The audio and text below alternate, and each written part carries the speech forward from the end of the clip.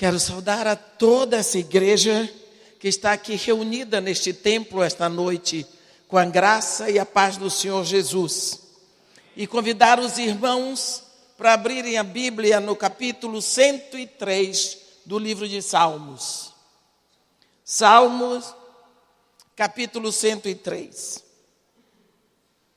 Onde está escrito assim: bendize, ó minha alma, ao Senhor, e tudo o que há em mim, bendiga o seu santo nome.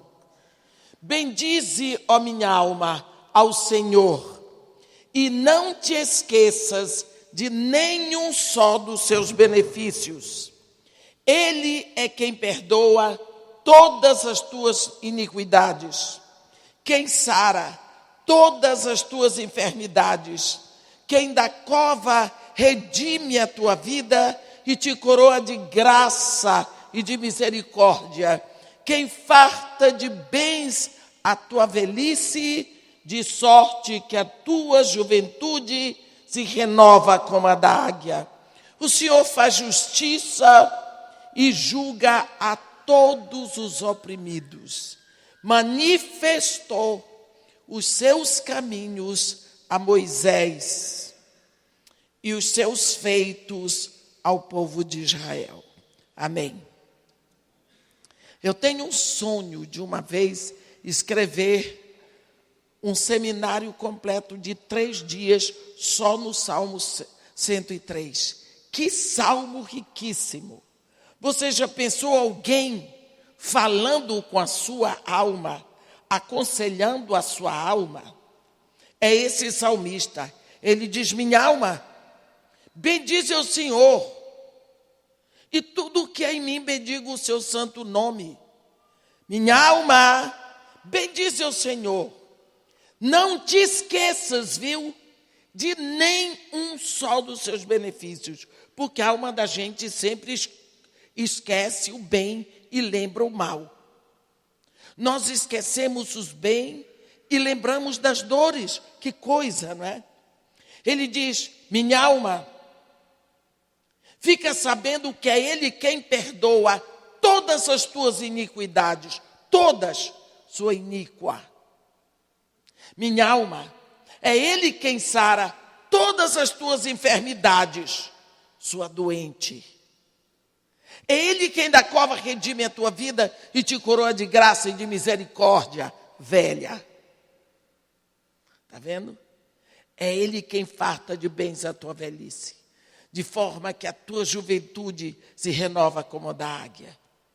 O Senhor faz justiça e julga os oprimidos. Mas hoje nós vamos ficar só com o versículo 7. Tá bom? Vamos ficar só com o versículo 7, onde o salmista começa a falar, e agora não é para a sua alma. A partir do versículo 6, ele começa a se gabar do Deus dele. Então, no versículo 7, ele diz: manifestou os seus caminhos a Moisés e os seus feitos ao povo de Israel. Que coisa interessante. A manifestação dos caminhos de Deus, ele dá para Moisés. E a manifestação dos seus feitos, dos seus prodígios, ele dá para o povo. Então, vamos ver aqui quem levou a melhor. Moisés tem os caminhos de Deus revelados a ele.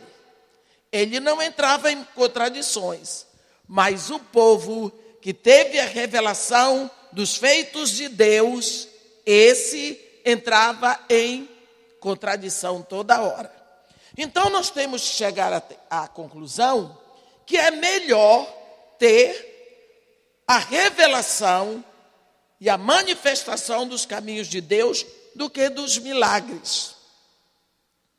Mas como é que nós vamos conhecer esses caminhos de Deus, se o próprio Deus diz assim em Isaías 55: os meus caminhos não são os vossos caminhos, e nem os meus pensamentos são os vossos pensamentos.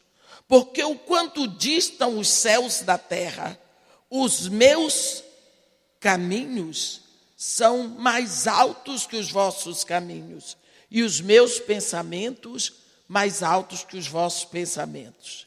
Ainda Paulinho de Tarso vem em Romanos e diz: quão insondáveis são os teus juízos, quão inescrutáveis são os teus caminhos.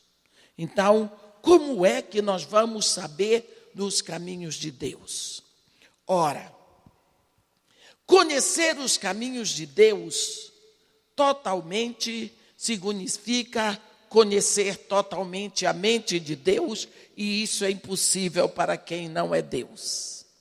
Mas nós podemos, assim como Deus desvendou para Moisés, seguir o desvendamento do caminho de Deus, do modo como Deus se move, pelo que ele já revelou na Bíblia. Deus tem alguns modos claros pelos quais ele se move. E se nós nos aplicarmos o coração a aprender essas coisas, vamos sofrer menos. Por exemplo, um modo, eu tenho estudado isso profundamente, mas eu quero hoje falar de um modo através do qual Deus se move. Porque Deus não muda, mas Deus se move. Deus promete alguma coisa aqui, e depois você tem impressão que ele esqueceu de você. Lá, na hora certa, ele cumpre e você fica boquiaberto, assustado, porque você achava que Deus já tinha esquecido daquilo, porque passou muito tempo. Então, nós precisamos saber que quando Deus promete, ele vai cumprir, mas o tempo é dele, porque Deus trabalha com plenitude de tempo. E essa história te dizer: Senhor, apressa-te em socorrer-me. Deus tem o tempo dele. Isso cria uma confusão no coração da gente, mas não adianta. O eterno é assim e não vê por que mudar, porque ele é santo. Vamos dar alguns exemplozinhos que vocês conhecem, porque se eu dou exemplos que vocês já conhecem, é mais rápido para nos movermos e aproveitarmos melhor o tempo. Por exemplo, lá em Gênesis 12, que nós falamos ontem, Deus diz para Abraão, no momento em que a vida de Abraão estava uma maravilha, porque Terá, o pai dele, tinha morrido, e ele se torna o príncipe do trono semita. Abraão vira o homem, o responsável, o patriarca semita, quando Terá morre. Então, agora que ele está com tudo na mão, tudo do melhor, Deus diz para ele assim: Abraão, deixa a tua terra, tua parentela, a casa do teu pai, e vai para uma terra que te mostrarei. Farei de ti uma grande nação, engrandecerei o teu nome. Abençoarei os que te abençoarem, amaldiçoarei os que te amaldiçoarem. Em ti e na tua descendência serão benditas todas as famílias da terra. Abraão cometeu um erro, porque Deus disse: deixa a tua terra, a casa do teu pai e a tua parentela. Ele levou o sobrinho, mas tudo bem, levou e foi. Deus não disse qual era a terra, mas ele foi. Meus irmãos, eu morei na pátria de Abraão 3 anos, em Ur dos Caldeus, extremo sul do Iraque, fronteira com o Kuwait. Nós saímos de lá, 1h10 até Bagdade, e de Bagdade para o Cairo, 1h20, tudo de avião. Abraão sai a pé, com a mulher, o sobrinho, os rebanhos, armando e desarmando tendas no deserto de Abadã, e ele vai embora. a pé até chegar na Palestina. Quanto tempo vocês acham que ele gastou? Foi muito tempo. Mas Deus tinha dito para ele: vai para uma terra que eu te mostrarei. Ele não sabia qual era a terra. Se eu dissesse para você hoje eu tenho 10 milhões de reais para lhe dar, eu vou chamar nesse telefone que você tem aí. Você iria desligar o telefone? Você ia ficar pertinho, noite e dia. Então, Abraão sabia que uma hora Deus ia falar com ele para dizer: Abraão, a terra é tal. Mas ele não sabia quando. Então, na hora de dormir, eu acho. Não está escrito na Bíblia. Ele dizia assim: Senhor, agora eu vou dormir. Acordou? Senhor, acordei. Pode falar. E assim, a vida de Abraão foi anos e anos enfrentando tempestades, dificuldades pelo deserto. Mas um dia, ele chegou nos carvalhais de Manre, onde habitavam os cananeus. Quando ele chegou lá, Deus disse: Abraão, eis-me aqui, Senhor. É esta a terra que sob juramento eu dou a ti e a tua descendência para sempre. Anda esta terra no seu comprimento e na sua largura. Olha para o norte, para o sul, para o oriente e para o ocidente. Tudo que vês será teu.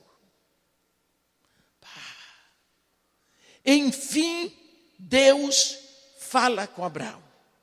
A promessa estava de pé. Mas a terra tinha fome. Ele foi para o Egito. E depois de muito sofrimento, muita coisa no Egito, depois ele volta. Ele está com 86 anos. E cadê o filho? Sara estava com 77. Era claro que Sara era estéril. Mas Deus tinha dito: em ti e na tua descendência serão benditas todas as famílias da terra. Cadê a descendência? Quando ele volta do Egito, já com 86 anos, a esposa com 77, estéril, então, Deus vai falar com Abraão. E quando ele fala com Abraão, é uma coisa linda. Ele diz: Abraão, eu sou o teu escudo, o teu galardão será sobremodo grande. Quando Abraão ouviu isso, ele diz assim: o que mais poderás me dar se um filho tu não me deste? E o herdeiro da minha casa é o Damasceno Eliezer, um escravo nascido na minha casa. E Deus diz para ele: não, Abraão, não é assim. Não é este o teu herdeiro. O teu herdeiro será um filho nascido de ti. Abraão tomou um choque. Ele disse: vem aqui, Abraão, vem cá, vem cá. Agora olha para o céu. Isso era noite, só pode ser, né? Olha para o céu e conta as estrelas. Vê se tu podes enumerá-las. Abraão ficou lá considerando. Ele disse: pois é assim, Abraão, que vai ser a tua descendência. A tua descendência será tão numerosa que de numerosa ninguém poderá contar. Porque se alguém puder contar a tua descendência, as estrelas do céu, também poderá contar a tua descendência, que será numerosa como a areia que está na praia do mar. Olha, Abraão segurou esta palavra. E você imagina Abraão entrando em casa para falar com Sarinha, para dizer para a mulher dele o que Deus tinha falado com ele. Lá na Bahia tem um ditado assim: quem tem segredos, não conte à mulher casada, porque ela conta ao marido e o marido aos camaradas. Mas não é só mulher que faz isso, não. Homem bem casado, ele conta as coisas para a esposa dele. Parece que eu estou vendo Abraão, com aquela palavra, chega e diz: Sarinha, o Senhor falou comigo. Ele disse que o nosso herdeiro não é esse aí, o Eliezer, não. Ele disse que é um filho nascido de mim, Sarinha. Coitada de Sara, contemplou o ventre, viu a impossibilidade, olhou para o paredão e pensou: desse mato não sai coelho, eu estou impedindo a alegria do meu senhor? Sabe, marido, já que é um filho nascido de ti, eu tenho uma escrava jovem. Deita com ela para nascer teu filho. Abraão não esperou segunda sugestão. Correu e engravidou a escrava. Deus não faz as coisas. Essa história que Deus escreve certo por linhas tortas não existe. Deus escreve certo por linhas certas. O filho seria do casamento dele. Bem, aí nasce Ismael. Passam-se os anos. Dor. E que Sara não engravidava. Lá, um belo dia, Abraão estava com 99 anos e Sarai estava com 90. E Deus aparece para ele. E diz assim: Abraão, Sara, tua mulher, preste atenção, no capítulo 18, você vê isso em Gênesis. Sara, tua mulher, onde está? Ele diz, está aí dentro da tenda. Ele diz, pois de hoje 1 ano, eu voltarei a ti, e Sara, tua mulher, terá tido um filho. Até Sara riu. E depois de 1 ano, o filho nasceu. Preste atenção. Deus prometeu aqui. Deus está cumprindo aqui. Por quê? Porque o tempo de Deus é esse. O que se passa nesse meio, parece que Deus esqueceu da promessa. Mas Deus não precisa que ninguém lembre a Ele do que Ele disse. Porque a palavra de Deus, ela vai ser cumprida contra ou a favor da vontade de quem quer que seja. Porque Deus diz, assim como desce do céu a chuva e a neve, e para lá não retorna, sem que antes tenham regado a terra e feito a produzir, para dar semente ao que semeia e pão ao que come, assim é a palavra que sai da minha boca. Não voltará para mim vazia, mas fará o que me apraz e prosperará naquilo para que a designei. É preciso que nós saibamos que Deus, havendo dito, Ele vai cumprir. Se Ele disse, Abraão, em ti e na tua descendência serão benditas todas as famílias da terra, isso vai acontecer. E não há quem possa impedir, porque é palavra de Deus. As promessas de Deus, elas podem ser condicionais, podem ser absolutas. Quando Deus dá uma promessa absoluta, é essa: Abraão, eu vou fazer isso. Mas existem promessas condicionais. Por exemplo, se quiseres e me obedeceres, comerás o melhor dessa terra. Se abrires bem a tua boca, eu a encherei. Se o meu povo que se chama pelo meu nome se humilhar, orar, buscar a minha face e se arrepender dos seus maus caminhos, eu ouvirei do céu, perdoarei o seu pecado, sararei sua ferida, a sua terra, estarão abertos os meus ouvidos para a oração que se fizer nesse lugar.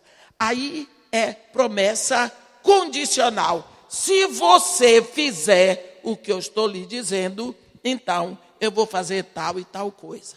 Aí depende do que vai fazer.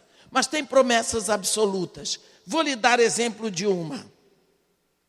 Havia em Jerusalém um homem piedoso de nome Simeão. Quando ele ainda era jovem, o Espírito Santo disse para ele que ele não morreria sem antes olhar, ver o Salvador. E ele Como todo crente, abriu a boca, certamente falou com os outros. Porque você sabe que crente tem a língua solta. Não conte segredo a crente. Porque eles falam. Tem mania de abrir o coração. E aí, às vezes, vira uma fofoca na igreja. Você imagina Simeão dizendo para os outros: eu não vou morrer, porque o Senhor me falou que eu vou ver o Salvador. Aí, você sabe como é crente. Ficou, e aí, Simeão, você já viu? E aí, como é, Simeão? Como é esse negócio? E os anos foram se passando, e Simeão foi ficando velho. E aí, Simeão, quer dizer que você, enquanto não vê o Salvador, você está seguro, não vai morrer. Então, ele passou a ser encarado assim, numa maneira jocosa. Simeão já estava bem velho. E as pessoas achavam ele engraçado por causa disso. Quando ele estava bem velho, um dia, ele estava em casa e sente no coração uma necessidade, um desejo tão forte de ir ao templo. Eu fico imaginando o sacrifício daquele homem, levantar, botar a capa, botar o quipá dele, pegar a muleta dele, como é que chama, a bengala, e sair em direção do templo, naquele frio. Quando ele chegou lá, que ele conseguiu subir aqueles 15 degraus, você imagina ele se encostar no lugar mais próximo que tinha, porque depois de velho o corpo pesa. A gente só sabe disso quando fica velho. Pesa, eu não sei porquê, mas pesa. Era um dia normal de trabalho no templo. Os sacerdotes fazendo o seu trabalho, peregrinos entrando e saindo, pessoas trazendo, casais jovens, trazendo seus filhinhos para serem apresentados, para serem circuncidados. E Simeão estava lá. De uma hora para outra, o coração dele aqueceu. Sabe quando alguém diz um segredo no seu ouvido, que vem aquele hálito quente? É assim que o Espírito fala no coração da gente, não é? O coração aquece. Aí, ele ficou atento, olhou para trás, vinha entrando um casal jovem com um bebezinho de 8 dias. Simeão levantou, mas do coração dele veio uma adoração tão grande. Este homem levantou a voz e começou a adorar. A adoração dele foi tão veemente que se tornou num cântico. E ele ia se movendo na direção do casal. E ali acontece algo inesperado, porque não tem uma mulher que entregue seu filhinho único primeiro nas mãos de um desconhecido. E Maria estende a criança para Simeão. E ele adora aquela criança. E quando ele acaba, ele diz assim: agora, Senhor, podes levar em paz o teu servo, segundo a tua palavra, porque os meus olhos já viram a tua salvação. Segreda uma profecia no ouvido de Maria, dizendo também: uma espada traspassará o teu coração, se referindo à cruz. Pega a bengala dele e desce do templo para morrer, porque a promessa de Deus para ele era que ele não morreria antes de ver aquele menino, mas agora ele já viu, então ele vai embora. Nunca mais a Bíblia menciona o nome de Simeão. Isso é uma promessa absoluta. Deus vai fazer independente do que você faça. Deus mandou Noé fazer uma aberração aos nossos olhos. Porque você, quando constrói um navio, um barco, você constrói perto do lago, ou do rio, ou do mar. Mas construir um navio daquele tamanho no deserto, Logicamente, o povo passava por ele e dizia: aí, Noé, como é que você vai levar isso para o mar, Noé? Não precisou, Deus levou o mar até lá. Porque Deus mandou fazer. Noé fez a arca, o resto é com Deus. Mandou botar os animais e as 8 pessoas lá dentro, o resto é com Deus. Quando Deus promete, Ele vai fazer. Nós precisamos aprender isso. Quando o povo de Israel tinha todo debandado de Deus, porque começou o ministério de Jezabel dentro de Israel, porque ela casou com Acabe, levanta-se o profeta Elias. Elias aparece assim, do nada na história. Elias, o tesbita dos moradores de Jabes de Gileade, no capítulo 17 de 1 de Reis. Deus manda ele ir a Acabe para dizer a profecia, e Deus diz para ele: agora você vai para Querite. Elias estava sofrendo o que Deus estava sofrendo, porque o povo se afastou de Deus. E já que Elias queria o povo de volta para Deus, na realidade o que ele queria era um avivamento em Israel, o povo retornando para Deus. E se ele queria na terra o que Deus queria no céu, você liga na terra e Deus liga no céu. Então Deus disse: já que você quer, eu vou lhe preparar para ser o canal para o avivamento de Israel, para que esse povo venha para mim. Como é que Deus prepara Elias? Primeiro você vai aprender que eu sou um Deus de aliança, que eu cumpro a palavra que eu digo, que eu sou fiel. Como é que Deus ensinou isso para o profeta? Você vai para lá, para Querite, porque eu ordenei aos corvos que te levem alimento, e tu vais beber a água da fonte de Querite. Ora, como que Elias vai aqui aprender que Deus é fiel? Querite é uma palavra que significa aliança. Como Deus vai ensinar ao profeta que ele é fiel à sua palavra? Ele diz: ordenei aos corvos que ali mesmo te alimentem. No livro de Jó, nós aprendemos que o corvo é um animal que, quando o filhinho dele está faminto e vai atrás de alimento, o filhinho encontra o alimento e o corvo toma o alimento do bico do filho para ele. Ele é tão voraz por comida que ele toma, deixa o filho morrer de fome, mas ele enche o papo. Então, como é que um animal desse vai levar comida para alguém?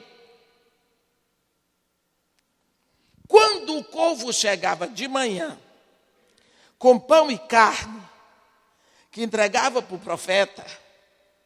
o profeta dizia: só Deus. Quando Deus ordena, até corvo entrega comida. E isso aconteceu mais de um ano, todos os dias de manhã e de tardinha. Então o profeta aprendeu que Deus é fiel à sua palavra. E quando ele diz, até corvo obedece. Primeiro ele foi aprender que Deus é fiel à sua palavra. Passou um ano e pouco, secou a fonte de Querite, porque não chovia sobre a terra. E Deus diz para ele: vai para Sarepta, que se encontra em Sidom, porque ordenei uma viúva que te alimente. Agora ele vai para Sidom. Sidom, Sarepta. Sarepta é o nome de uma panela onde se coloca o metal para ser dissolvido, para que seja separada a impureza do metal. Então é lugar de santificação, de purificação. Então são esses os 2 estágios do ensino, do aprendizado do profeta em 3 anos, para que ele volte para ser um canal de avivamento. Hoje todo mundo quer avivamento, mas quer avivamento num hotel 5 estrelas, indo de avião de primeira classe, com bolso cheio de dinheiro e muito mundanismo na vida. Não dá, meus irmãos. O avivamento, quem aviva a obra é Deus, não somos nós. O pessoal acha que avivar é fazer uma porção de barulho. Lata, quanto mais vazia, mais barulho faz. Fazer barulho não é avivamento. Avivamento vem com quebrantamento, com arrependimento, com busca de vida santa e tudo mais. Então, palavra de Deus é de Deus.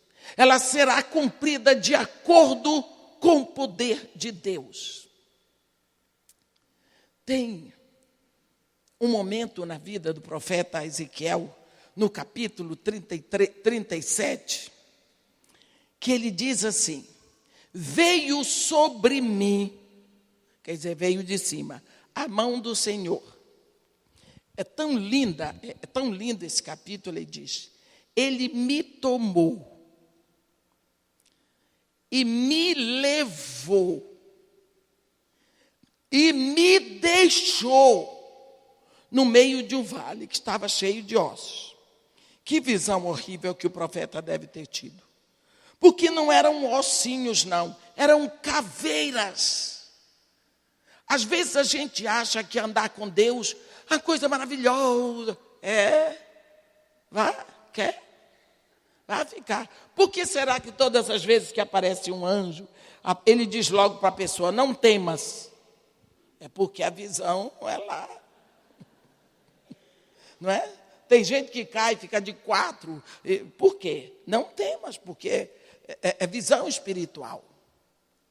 Pense bem que Deus pega o profeta, leva e deixa no meio de um vale que estava cheio de ossos. Caveiras. Quanto tempo Deus deixou o profeta ali? Eu não sei. E Deus não falou nada até agora. Até agora Deus não disse uma palavra. E quando Deus não fala, se prepare que vem chumbo grosso.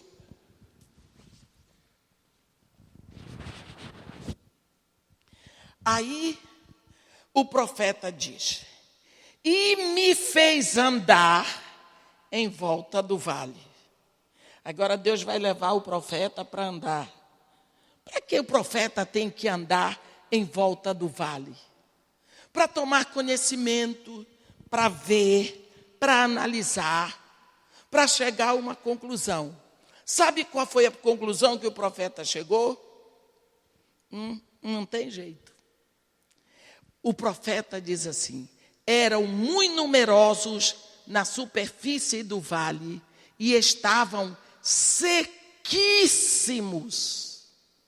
Você sabe o que é essa palavra sequíssimo? Quando a gente estuda a gramática, a gente aprende que esta palavra está no superlativo, absoluto, sintético, quer dizer, não tem. Porque se o profeta dissesse, estavam muito secos, você ainda podia dizer, estava muitíssimo seco. Mas quando diz sequíssimo, não tem nada acima.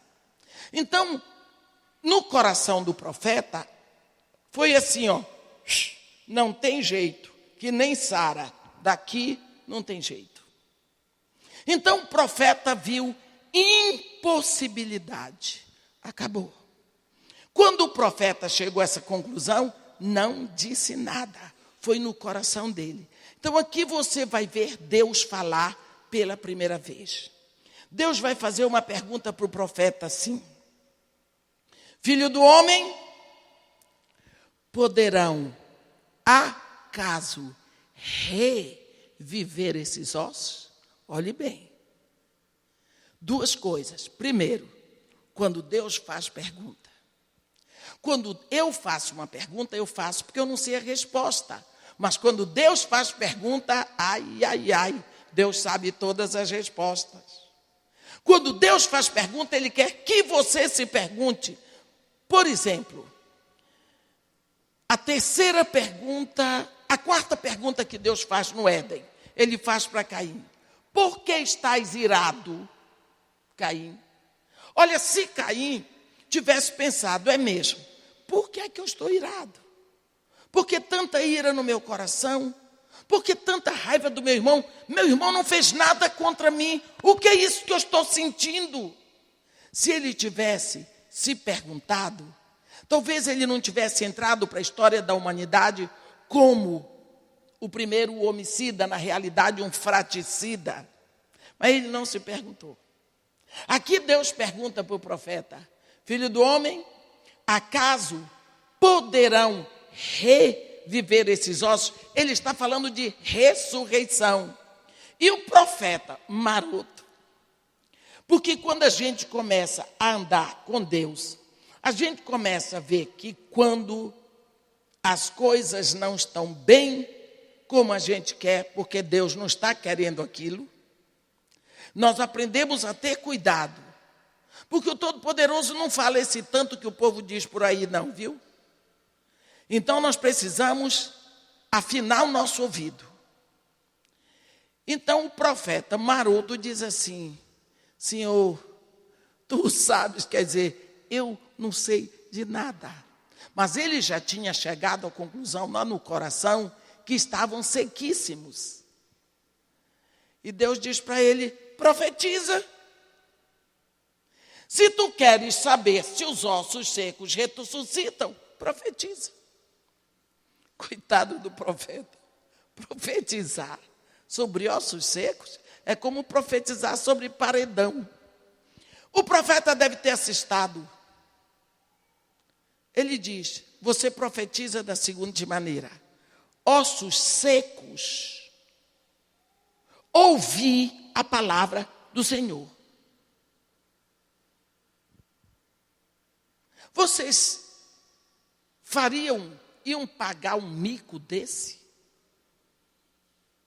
Porque osso seco, por acaso, ouve? Eu vou dizer uma coisa para vocês. Se for a palavra de Deus, os ossos secos ouvem. Os montes saem do lugar. Por quê? Porque a palavra de Deus é viva e eficaz. Ela tem poder em si para não retornar vazia. Esse é o grande problema da igreja hoje. É que a igreja hoje está pregando muita abobrinha, mas a palavra de Deus, escrita na Bíblia, tem sido evitada porque não dá ibope. Então, os ossos secos continuam secos, se dissolvendo, porque ninguém mais ouve a palavra de Deus. Primeira atitude de Jezabel, sacerdotisa de Astarote, foi matar os profetas. Por quê? Matando o profeta não tem quem pregue a palavra. E se o povo não ouve a palavra de Deus, eles morrem. E só tem um jeito de calar a boca de profeta, é matando. Então ela mandou matar. Nós temos feito muita coisa, mas a atenção necessária à palavra de Deus nós não temos dado. Você vê, quando Deus promete algo, Ele vai fazer no tempo dEle. Eu vou pedir a vocês para dar uma olhadinha em Gênesis, no capítulo 17. Olhe o que está escrito. No capítulo 15.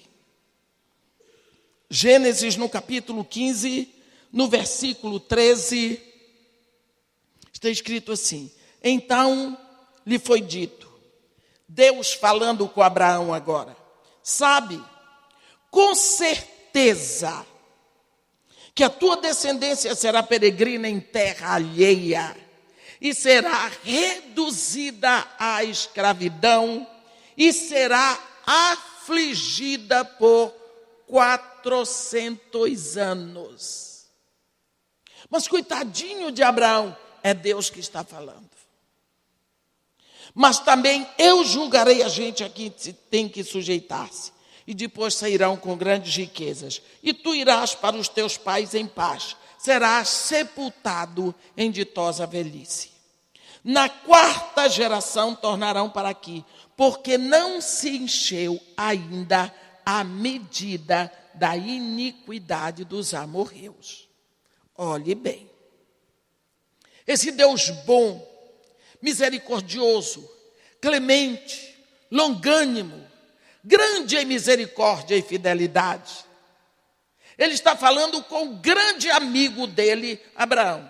Abraão, a tua descendência será afligida por escravidão 400 anos e tu vais morrer.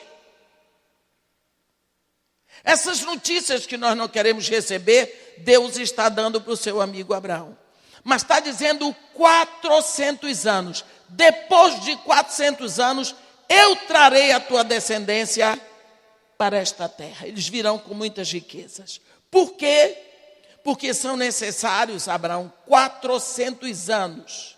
Nesses 400 anos, os amorreus vão estar aqui nessa terra, pecando, mas tendo a oportunidade de parar de pecar.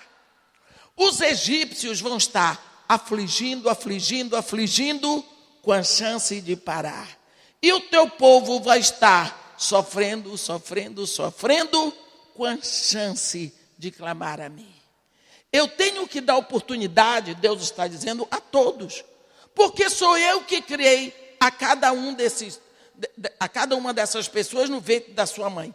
Às vezes nós achamos que o macumbeiro não foi Deus que criou, que a prostituta não foi Deus que criou, que o assassino em série não foi. Deus é que cria cada homem, cada mulher no ventre da sua mãe. Cada um. Porque Deus, o nosso Deus, é o único que é Jeová Elohim, aquele que tem em si todo o poder da criação. Então, Deus dá oportunidade para todos e não quer que ninguém se perca. No final dos 400 anos, eu os trarei para cá. Não foi isso que aconteceu? Quando foi se aproximando os 400 anos. Deu 420 anos e Deus, o diabo, sabendo, botou no coração de Faraó matar tudo quanto é menino judeu que nascer. Porque é nessa turma de meninos que vai nascer aquele que vai tirar esse povo daqui. Tu vai ficar sem escravo. Faraó saiu matando tudo quanto era menino que nascia, mas o único que ele devia ter mandado matar foi criado no colo dele. Está vendo? Com 40 anos, faltavam agora 40 anos, eram 460 anos que Deus tinha dado essa promessa a Abraão. Faltam 40 anos para se completar os 400 anos. Sabe como é que Deus trabalha? Como se ele fosse o regente de uma orquestra. Se você presta atenção ao regente, ele rege a orquestra dele de costa para o público, de costa para a plateia. Quando ele acaba de reger, aí ele faz assim. Ele vira de frente. Se você gostou, não gostou, não tem problema. Ele regeu a orquestra dele como ele tinha que reger. E Deus, ele vai regendo a orquestra dele e ele vai chegando nos movimentos. Tem um adágio dele que a gente se cansa e diz, Deus esqueceu de mim. Deus não esquece. Não é? Então agora os tambores de Deus vão rufando, caminhando para o presto. Um movimento mais acelerado. E quando chega, faltam 40 anos. Moisés, louco de amor pelo povo hebreu, conhecedor da história do seu povo, viu um egípcio maltratando um judeu, foi lá, matou o egípcio. Teve que fugir do Egito. Então ele fez o êxodo das riquezas, do palácio, daquela vida e foi para o deserto. Para fazer o que no deserto? Estágio. Ele foi estagiar 40 anos no deserto, cuidando de um rebanho que não era dele. Porque ele ia ficar 40 anos depois, no deserto, cuidando de um rebanho que não era dele. Então ele fica, quando faltam poucos meses, para que se completasse os 400 anos, Deus fala com Moisés no deserto. Nós não podemos explicar aqui tudo o que aconteceu, mas eu sei que Deus convence Moisés a voltar e ir falar com o Faraó. Quem é que podia chegar no palácio e ir direto lá no trono de Faraó? Quem? Se Moisés não fosse um príncipe egípcio, se Moisés não tivesse sido criado no colo de Faraó, se Moisés não fosse primo do Faraó que estava no trono, porque ele era filho de criação da tia do Faraó que estava no trono, como é que ele ia entrar para ir no trono? Quando viram que era Moisés, fedendo a ovelha, todo empoeirado, queimado do sol do deserto, iam dizer, é um pastor enlouquecido. Quando viram que era Moisés, os portões se abriram e ele chegou lá, diante do trono. Você está vendo que Deus não escreve certos por linhas tortas, não. Era a hora disso. E chega lá com uma história esquisita, porque ele ficou gago. E Deus disse para ele, é você que vai, vou lhe dar um tradutor aí, uma boca. A boca era Você pense a cena. Pior do que um gago é um gago com intérprete. Pensa os dois lá diante do faraó. Moisés, e Arão dizendo, ele está dizendo que Deus mandou dizer. Uma coisa mais ou menos assim, que eu não sei, mas eu tenho essa mania de ficar querendo saber. Na hora certa, Deus faz o que tem que fazer e tira o seu povo do Egito como tinha marcado. Deus trabalha com plenitude de tempo. No tempo de Deus, você vê quanto tempo Deus prometeu para Eva, lá no Éden, que enviaria um homem que ia reverter o valor da queda do homem. Deus prometeu lá no Éden, em Gálatas 4:4. A Bíblia diz, vindo, porém, a plenitude do tempo, Deus enviou seu filho, nascido de mulher, nascido sob a lei. Foi a plenitude do tempo de Deus. Não é o tanto que nós aguentamos, o tanto que nós desejamos, mas é o tempo estabelecido pelo Todo-Poderoso. Vou dar mais um exemplo. José. Deus falou para José em sonho que ele seria o patriarca sobre os seus irmãos e sobre o seu pai. Coitado de José. No dia que falou, começou a ter problema. Os irmãos odiaram José. A Bíblia diz que eles não podiam mais nem falar para José. E não podiam mais nem olhar para José. De tanto ódio que eles tinham por causa da inveja. José tentaram matá-lo. Venderam-no como escravo para os ismaelitas, que o levaram para o mercado escravagista do Cairo. E ele foi ali vendido, aliás, ele foi comprado. Obrigada.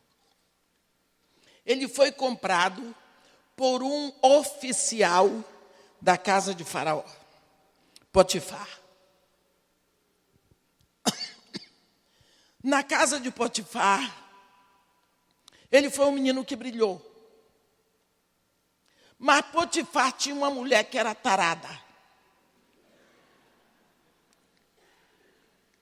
E ela resolveu que ela tinha que desvirtuar o rapaz. Eu acho lindo que a Bíblia diz que José correu. A mulher ficou com a roupa dele. E ele diz, eu não posso. Ele não diz, eu não quero. Ele diz, eu não posso. Eu aprendi que homem que é macho corre da mulher que não é dele. Porque se ele ficar, ele cai. E ser macho não é cair. Ser macho é saber correr do que não é dele. Eu acho linda essa atitude. Isso vai trazer um problema seríssimo para José, que vai parar no cárcere. E o cárcere daquela época não era como o cárcere de hoje. Ninguém tinha direito a advogado, não haviam direitos humanos. E eu fico imaginando o tanto que José sofreu ali. Naquela época, Israel não era uma nação. Israel era só um povinho. De poucas pessoas, 70 pessoas era a nação. 70 pessoas. A Bíblia diz, no Ramesh, que é um comentário hebraico, que o número de hebreus que entraram em Israel, era a família de Jacó, era de 70 pessoas. Esse menino estava numa terra, José, onde ele não conhecia os hábitos, a língua, onde ele não tinha nome, onde ele não sabia nada. A saudade que esse menino tinha de casa, a solidão em que ele vivia, o maltrato, o desprezo, era horrível. Quantas vezes José pensou, aquilo não foi um sonho, foi um pesadelo. Quem sabe é uma coisa do diabo, porque desde o dia que ele teve aquele sonho, a vida dele piorou. Ele podia pensar, nenhum dos meus irmãos passa pelo que eu estou passando. Por que só eu? Isso só pode ser do inferno. É o que nós pensamos, maioria das vezes. Depois de um tempo no presídio, ele brilhou no presídio, mas ele estava encarcerado. 2 homens egípcios foram presos e tiveram depois um sonho. E esse sonho, nós conhecemos, José decifrou o sonho. Teve a revelação e aconteceu o que José havia dito. Um foi morto e o outro foi livre e voltou para a casa de Faraó. Os tambores estão se aquecendo para o grande finale.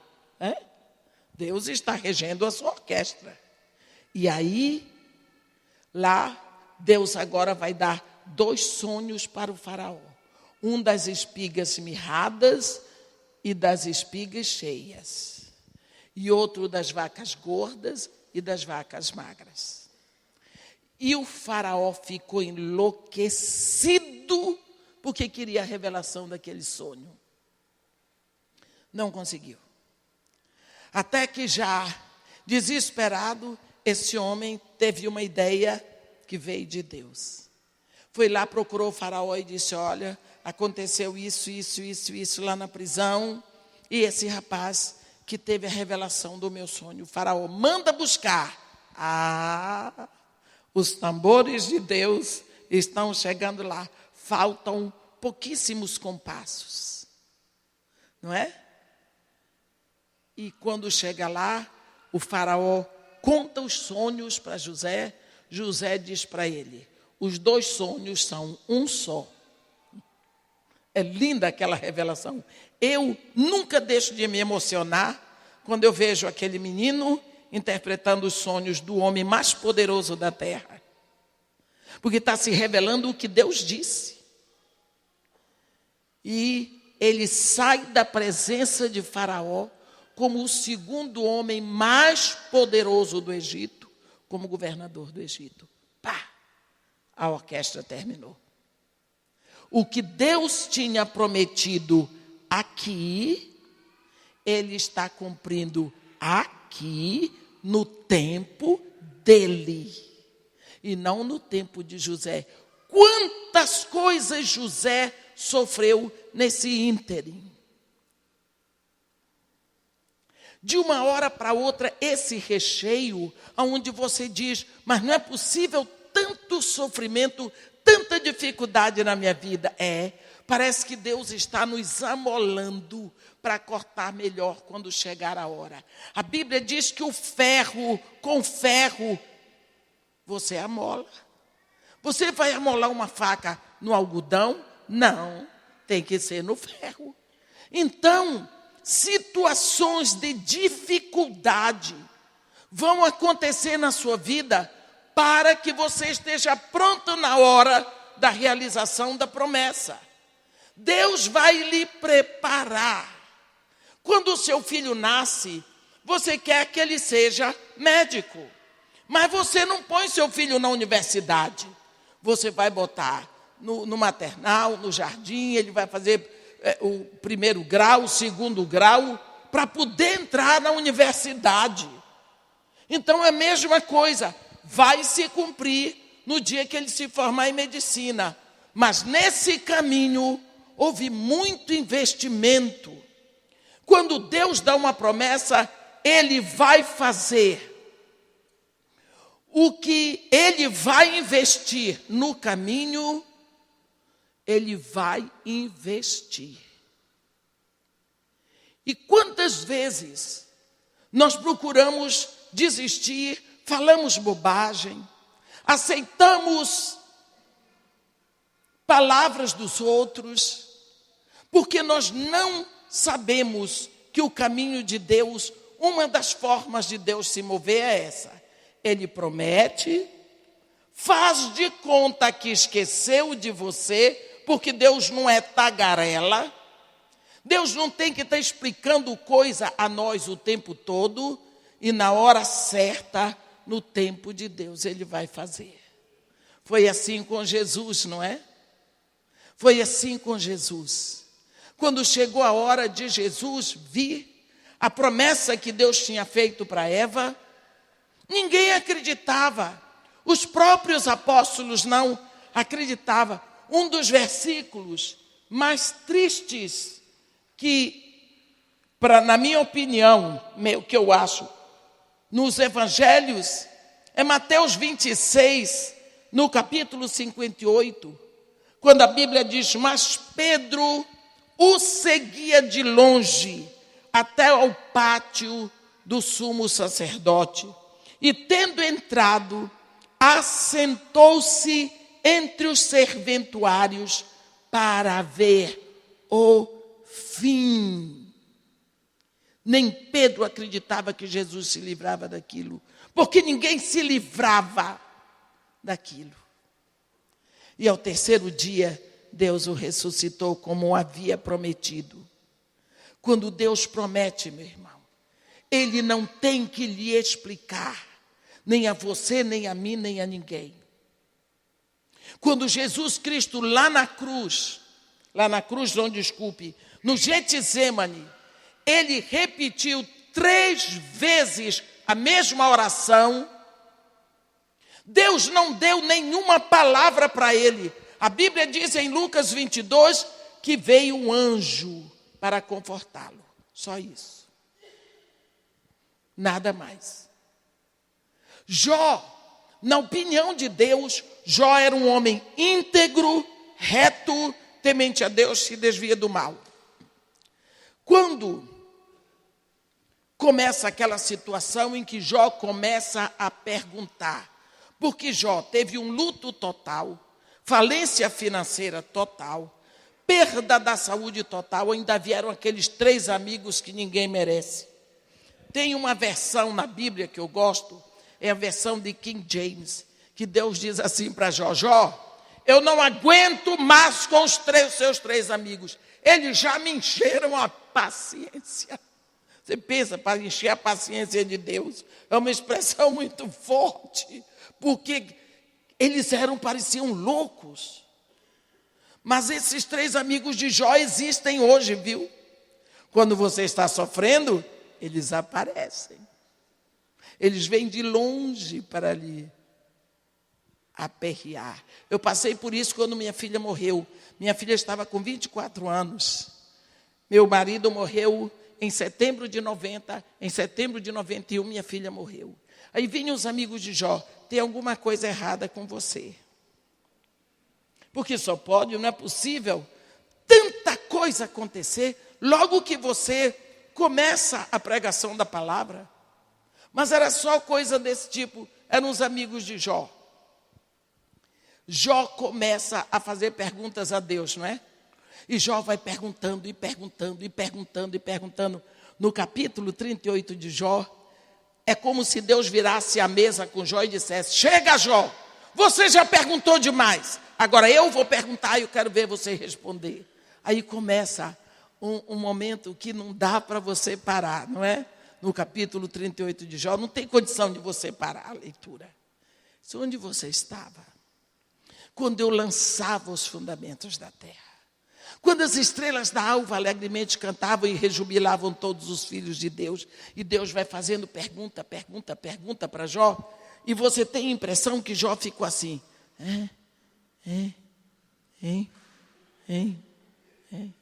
Não é lindo? No final, Deus não respondeu nenhuma pergunta de Jó. Vocês notaram?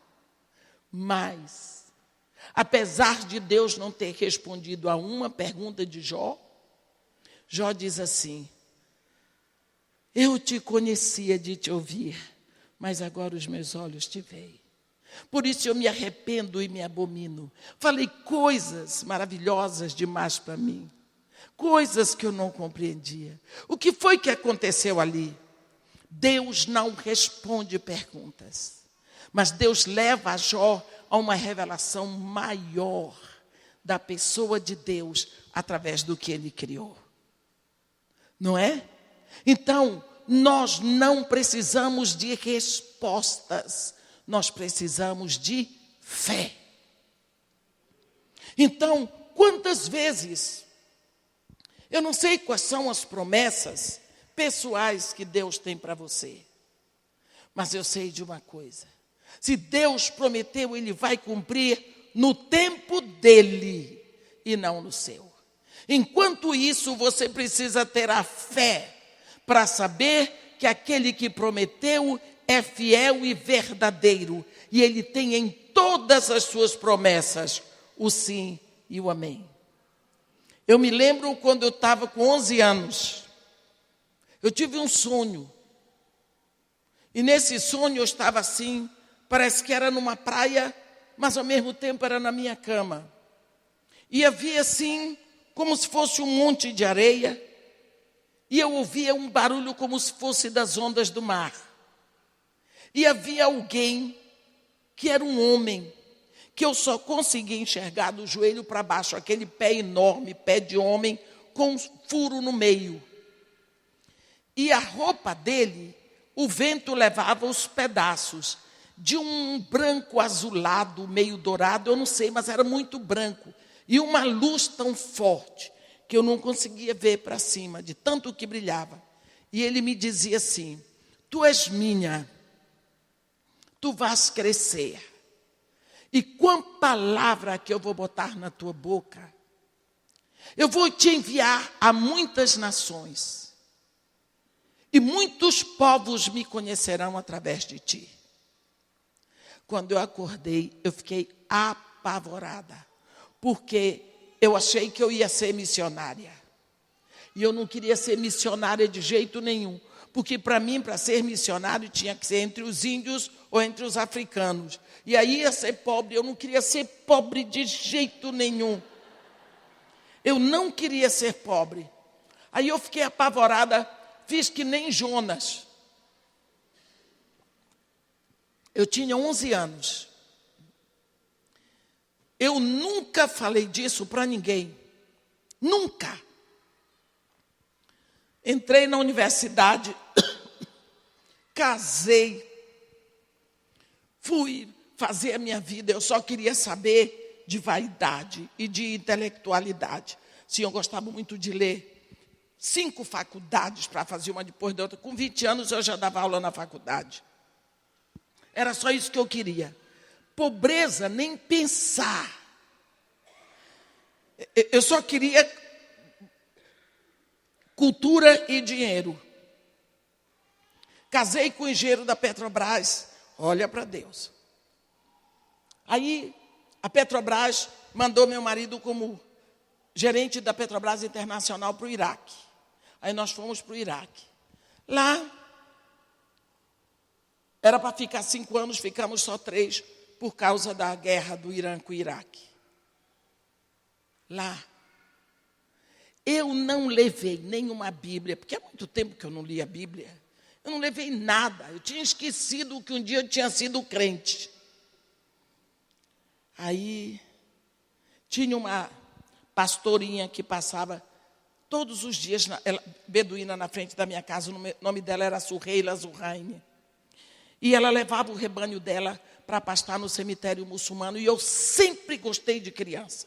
Então ela passava 6 horas da manhã, e eu botava ali um rubs, que é um pãozinho assim, onde dentro eu botava chinina, que é iogurte de carneiro, com um tomate, pepino, alface, e botava um sanquique, que é um suco de laranja tipo maguari, que é concentrado, a gente sacode assim com água, ela levava. 3 horas da tarde ela voltava, deixava ali. Então eu desenvolvi esse relacionamento com essa menina, porque lá no Iraque eles não gostam que os iraquianos tenham intimidade com estrangeiros, para os estrangeiros não ensinarem o que não presta. Bem, um dia, mais ou menos 11 horas da manhã, eu ouvi, era o único rebanho que passava na frente da minha casa. Eu ouvi o barulho de um rebanho, olhei do 3º andar. Quando eu olhei, lá vinha a Surreila com o rebanho, eu gritei lá de cima e ela parou. E quando a pastora para, o rebanho para. Aí eu desci com tudo, que eu pensei que ela já ia embora de volta para o deserto. Aí nunca mais eu iria ver Surreila.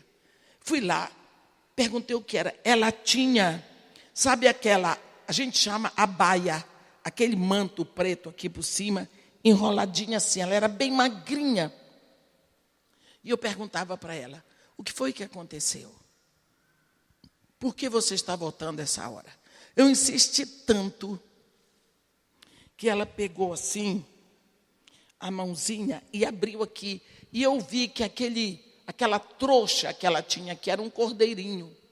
E ela botou a mãozinha assim debaixo da perna do cordeiro, não sei, ou da ovelha, para me mostrar.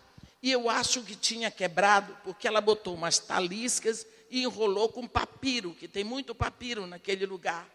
Aí, quando ela fez assim, com a mão, esse animalzinho deu um berro, mas um berro tão forte, um gemido. Aquela menina levantou os olhos assim, aquele sol de quase 60 graus. As lágrimas desciam feito uma cachoeira. E ela gemia e apertava o animalzinho. Naquela hora eu ouvi, eu estava com 32 anos. Eu ouvi a mesma voz que falou no sonho comigo quando eu tinha 11. Tu és minha. Eu sou o teu pastor. Eu também estou sofrendo a tua perna quebrada. Me deixa cuidar de ti. Olha, eu sei que eu entrei em casa, a vida continuou, mas eu não me lembro os passos que eu dei para tomar para casa. Eu não me lembro que Surreila saiu dali. Eu entrei em casa. E quando eu me lembro de mim, eu estava ajoelhada no meio da sala. E a única oração que eu fiz, eu sei quem é o Senhor. Me leve de volta para o Brasil, se eu ainda presto. Porque eu tinha deixado tudo. Entrei pelo mundo. Dali, nós estávamos no final de julho. Quando foi no dia 22 de setembro, começou a guerra Irã-Iraque. Eu fui passar 6 meses no Kuwait, depois vim para o Brasil. Primeira aquisição minha, quando cheguei na Itália, foi comprar uma Bíblia. Nunca mais eu parei de ler a Bíblia. Fui para a igreja, entreguei minha vida a Jesus Cristo e a minha vida foi para o Evangelho. Nunca mais eu li praticamente outra coisa que não seja a Bíblia. O que eu quero dizer para vocês é, aquilo que ele disse em sonho para mim aos 11 anos, está se cumprindo na minha vida. Eu fiz em maio 70 anos de idade. Eu não conheço uma pessoa mais feliz do que eu. Fazendo esse trabalho. Eu vou fazer 25 anos de ministério. Nunca comprei uma roupa para mim. Nem um sapato, nada. Porque todo o dinheiro que eu ganho é para manter 148 crianças.